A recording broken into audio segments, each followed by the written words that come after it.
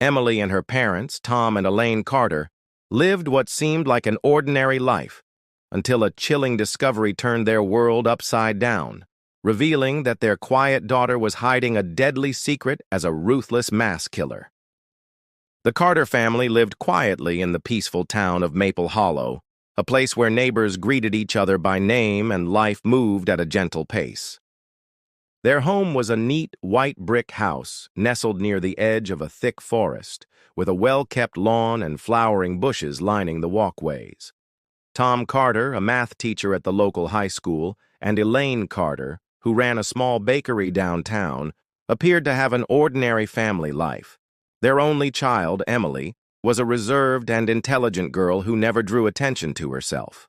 She was the kind of daughter who followed rules, kept to herself, and rarely caused any trouble. To those around them, the Carters seemed like the perfect family. From a young age, Emily was noticeably different from other children.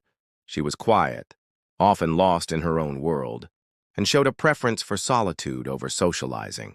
While other kids played loudly outside or rushed through school hallways with friends, Emily would sit beneath trees, absorbed in books or sketching strange, detailed drawings. Her teachers described her as polite and well-behaved but distant, someone who observed more than she participated. Some classmates found her odd or mysterious, but she never acted out or made others uncomfortable. The Carters thought of her as introverted and artistic, proud of her academic achievements and the thoughtful young woman she was becoming. As Emily grew older, her distance from others only deepened. She did not attend school dances or social events and avoided parties and gatherings. Instead, she spent weekends in her room painting or wandering alone through the woods behind their house. Her parents thought this was simply a sign of her independence and creativity.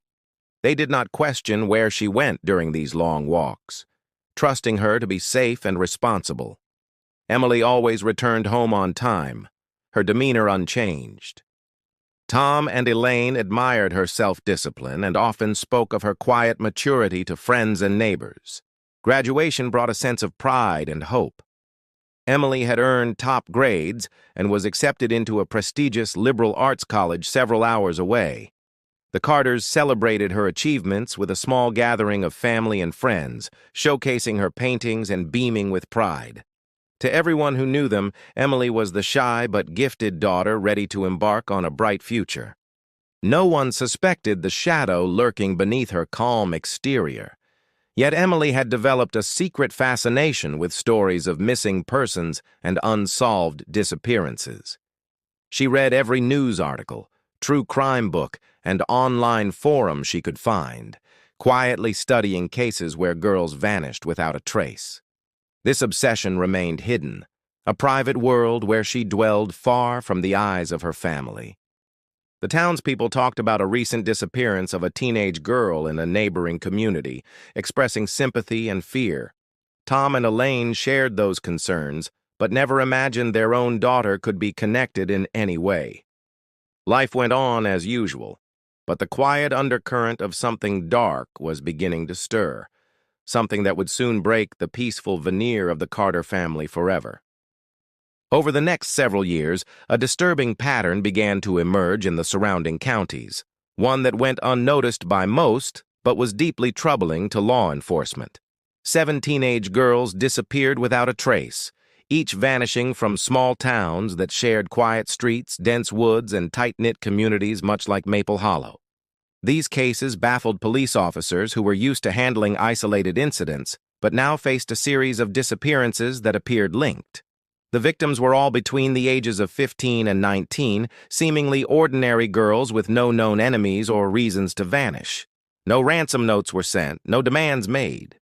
They simply disappeared while going about their everyday lives, walking home, riding their bikes, or taking solitary walks near parks or forest trails. At first, each case was investigated individually, as most missing persons cases are, with local police agencies working hard but struggling to find any leads. Flyers were posted, neighbors were questioned, and volunteers scoured the surrounding wilderness. But as time went on and no breakthroughs were made, frustration grew. detectives began to notice troubling similarities. All the girls had last been seen near forested areas, quiet back roads, or small rural parks. Some disappearances had happened on weekends, others during weekdays, but the places shared an eerie stillness. None of the victims had significant social media presences, and none were known to have risky lifestyles that might explain their disappearances. The growing list of missing girls eventually caught the attention of the state's Department of Public Safety, which formed a task force dedicated to uncovering any connections between the cases. Using advanced technology, investigators began combing through traffic camera footage, cell tower pings, and witness reports. Their work revealed a chilling thread. A pale sedan had been spotted near multiple disappearance sites. The car's license plate was traced back to a vehicle registered in Tom Carter's name. The discovery stunned officials. Tom was a well-known and respected teacher with no prior criminal record. When police examined further, it became clear that the car was mainly driven by Emily Carter, his daughter. Initially, this raised more questions than answers. Emily didn't have any known links to the victims. She attended a different school, had no social ties to the missing girls, and was regarded as quiet and studious by peers. However, technology painted a different picture. GPS data and license plate readers confirmed Emily's presence near the areas where several disappearances had occurred, often just hours before or after the victims were last seen. Surveillance footage showed her car on roads leading to forest trails, sometimes late at night. With this growing suspicion, authorities began a discreet surveillance operation. For weeks, plainclothes officers followed Emily's movements, recording her routines without alerting her. She appeared to live an ordinary life, attending classes, running errands, and returning to her off-campus apartment or family home in Maple Hollow. Yet some nights she would drive to the edge of the state forest, park, and disappear into the dark woods for hours. On one particular night, she returned home long after midnight, raising further concern. Curiosity and caution led police to secretly search Emily's vehicle while she was away. Inside the trunk, they found something horrifying: a large tarp stained with what appeared to be blood, a hunting knife wrapped in plastic, and a prepaid burner phone with a map app displaying multiple GPS pins in remote locations. None of this was explained by any innocent activity. Though evidence was still circumstantial, investigators had enough to begin considering Emily Carter as more than just a person of interest. They knew they needed to dig deeper, and their next focus was the Carter family home. When police returned to the Carter home for a more thorough investigation, Tom and Elaine were blindsided. They had never imagined their daughter could be connected to the growing list of missing girls, let alone be a suspect.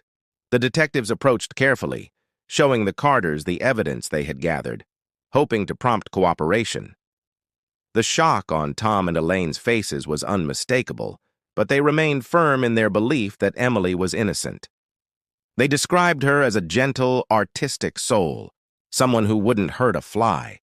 Yet as the officers presented GPS data, blood evidence, and surveillance footage, doubt crept into their minds. The Carters consented to a full search of their property, hoping it would clear their daughter's name. Police brought in forensic teams, cadaver dogs, and specialized investigators to comb through every corner. The house seemed ordinary, neatly kept, full of family photos and personal mementos. But behind the house stood an old wooden shed, a place Emily had claimed was her private art studio. It had always been locked, and her parents respected her privacy, never asking to enter. When officers forced open the shed's door, the air inside was stale and thick with dust.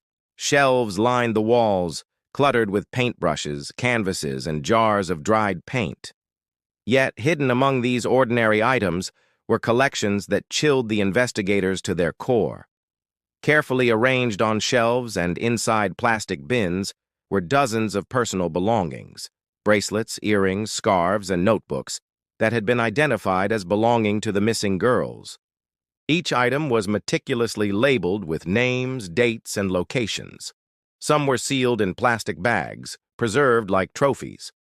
A large corkboard dominated one wall, covered with newspaper clippings about the disappearances, maps with pins marking last sightings, and photographs of the missing girls. The pictures were marked with dates and handwritten notes that seemed to track the timeline of their disappearances. On the floor beneath the corkboard, a trapdoor concealed a small hidden compartment. Inside lay a series of photographs, taken up close, capturing the victims' moments before they vanished. Some showed the girls unaware of being watched. Others revealed terror in their eyes. One photograph depicted a girl bound to a tree, her face pale with fear, an image that confirmed the terrifying truth behind Emily's secret. Tom and Elaine were overwhelmed with disbelief and horror. The daughter they had raised with love and care was not the quiet artist they thought they knew. She had been leading a hidden life, carefully collecting tokens from her victims and documenting her crimes with cold precision. The shed, once a symbol of Emily's creativity, was in reality a shrine to her dark obsession. The police informed the Carters that Emily was no longer merely a person of interest. She was now the prime suspect in multiple abductions and likely murders. The evidence was overwhelming, and there was little doubt that she had orchestrated the disappearances over several years. Tom and Elaine were left grappling with questions they could not answer. How had they missed the signs? Could they have stopped her? The facade of their perfect family shattered completely, replaced by a nightmare they could never have imagined.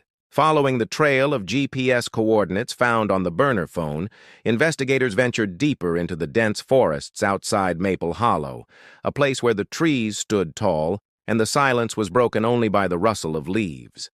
Among the coordinates was a remote cabin, hidden beneath thick overgrowth and far from any known roads or neighbors.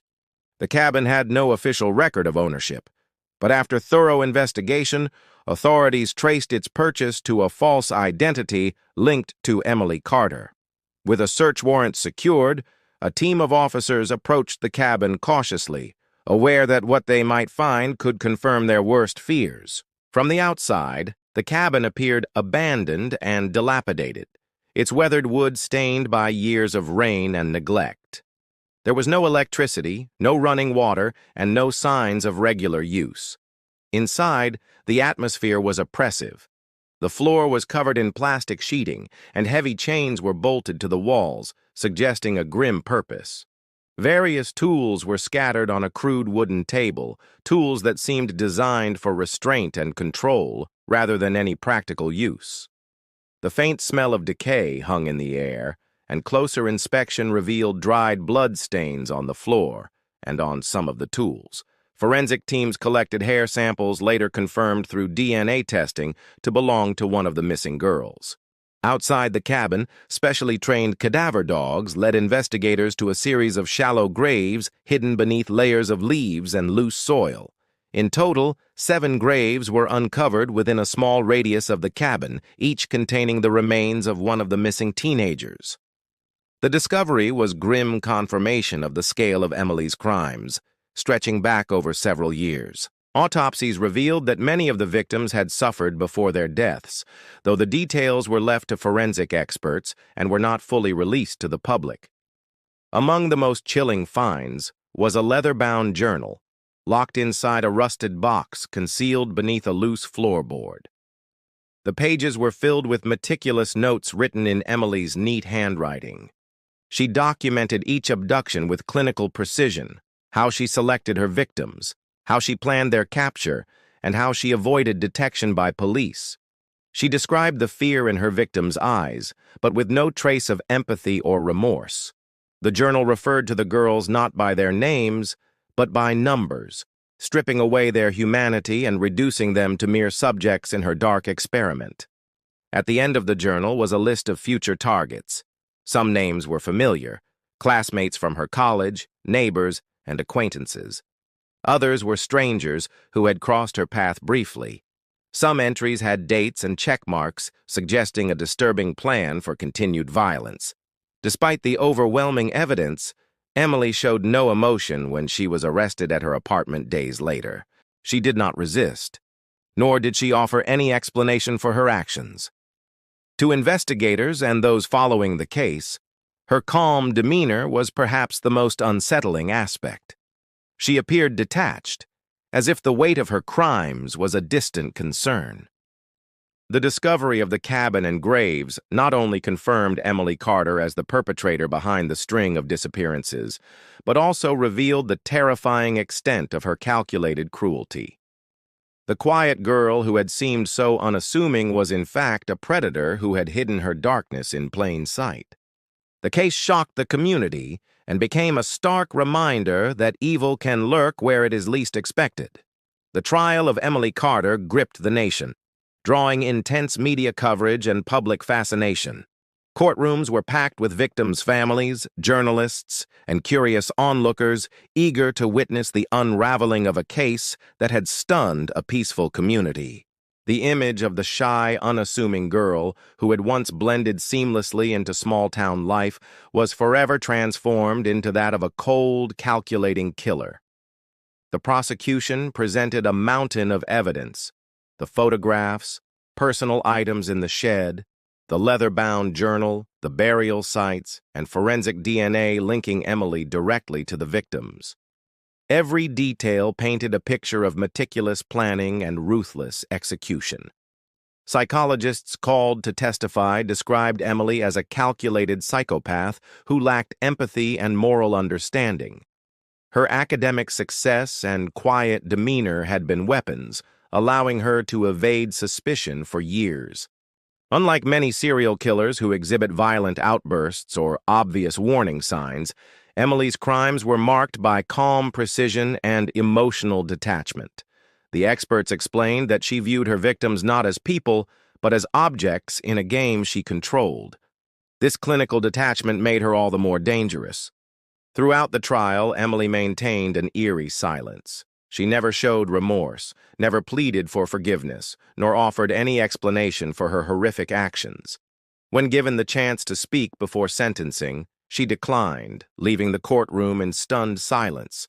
The jury was unanimous in their verdict: guilty on all counts. Emily was sentenced to life imprisonment without the possibility of parole, a decision that brought some relief to the families of the victims and the community at large. Tom and Elaine Carter, devastated by the revelation about their daughter, retreated completely from public life. They sold their home, left their jobs, and moved far away under new identities. While cleared of any involvement, the shadow of suspicion and judgment lingered around them. People wondered how such darkness could exist in a family that appeared so normal, how a loving household could harbor a monster. The Carters never answered those questions publicly, choosing instead to live quietly and out of sight. In the years that followed, Emily's case remained a source of intense study and debate among criminal psychologists and true crime enthusiasts. Documentaries and books examined her motivations and methods, trying to understand what had driven her to kill. Some speculated that she was born with an innate darkness. Others believed her obsession with missing persons fueled a twisted desire for control. Yet no explanation fully captured the depth of her cruelty. The community of Maple Hollow struggled to heal, haunted by the knowledge that a serial killer had lived among them for years. The case served as a chilling reminder that evil can hide behind the most ordinary faces. The most terrifying truth was not only what Emily had done, but how easily she had concealed her double life. She was a predator who hid in plain sight, leaving devastation in her wake. For the families of the victims, the trial offered some closure but also a painful reminder of lives stolen too soon. For the Carters, the nightmare never ended. Their daughter, once their pride, had become a legend of darkness, an unthinkable betrayal that reshaped everything they believed about love, trust, and the masks people wear. The story remains a haunting caution. Sometimes the greatest dangers come from those closest to us, and some secrets are darker than anyone can imagine.